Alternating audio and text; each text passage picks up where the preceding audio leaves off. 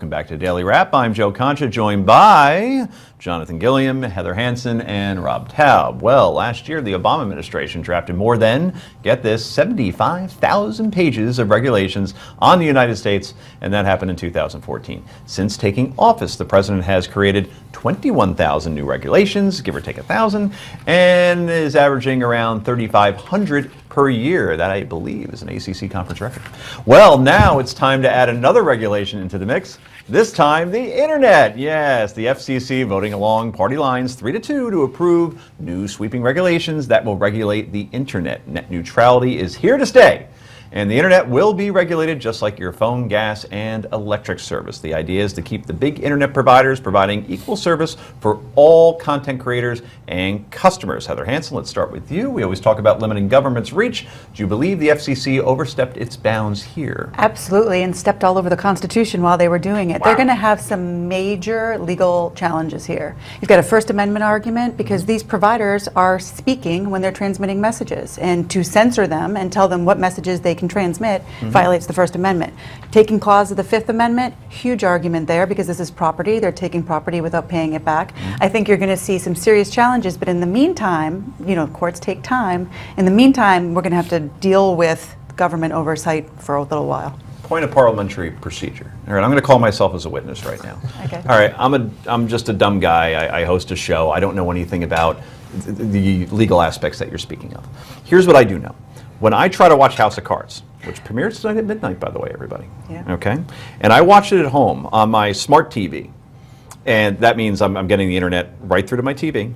For whatever reason, every time Netflix, I'm about 20 minutes in and it stops. And I gotta reboot, and I gotta go back to the place I was, and I know that my cable provider, who I will not name, is throttling down Netflix. I see the other argument that the big boys are controlling their video on demand. Those movies never fail. Netflix, for whatever reason, or Hulu, for whatever reason, always craps out. Well, and that's why the free market has to rule, though. But you can't have the government taking sides and stepping in. They're going to have to be the ones now to regulate the agreements between Netflix and the provider companies, and they have to decide whether or not these agreements are just and reasonable. Do you want the government making those types of decisions given their track record?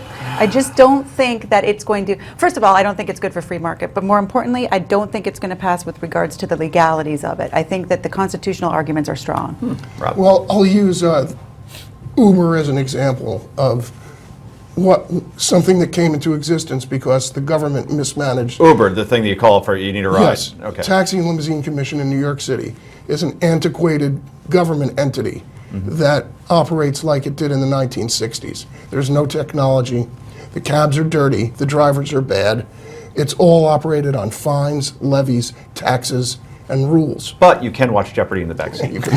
You can watch a loop of Jeopardy. That's basically the only improvement. I agree. And Go ahead. so the value of a medallion has gone down by $500,000.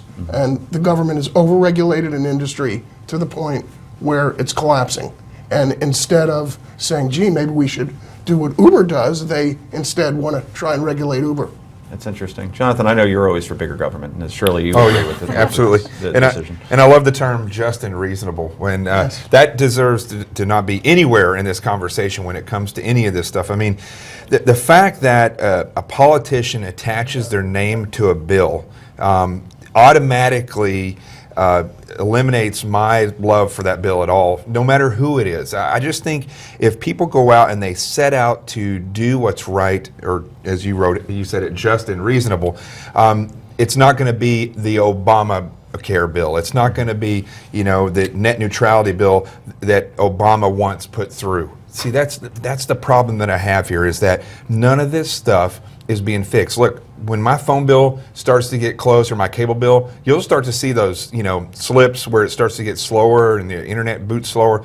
That's one thing, but I don't really see them fixing anything. If they're going to regulate this, they better regulate it better than the electric companies, which Obama himself said when he first took office that he was going to make these things go skyrocketing, and that's just the way it would be, and it would be best for everybody. Well, that's not the regulation that I want to see if that's what they're going to be putting through. Interesting. Heather, what bothered me a little bit about this process, there was no transparency whatsoever. Well, it was just a that's- secret little vote between 5 people and Joe, done. you've Over. said it so well, and they asked Wheeler, they asked the chairman to come and speak to them, and he wouldn't do it. And there's some question as to whether or not the White House had any influence on this, and I think that you're going to see some investigation into that. And? But it's ultimately, it's got to be legislation and not rules passed by a committee. Could you educate the audience on what Mr. Wheeler did in a private life or a private existence?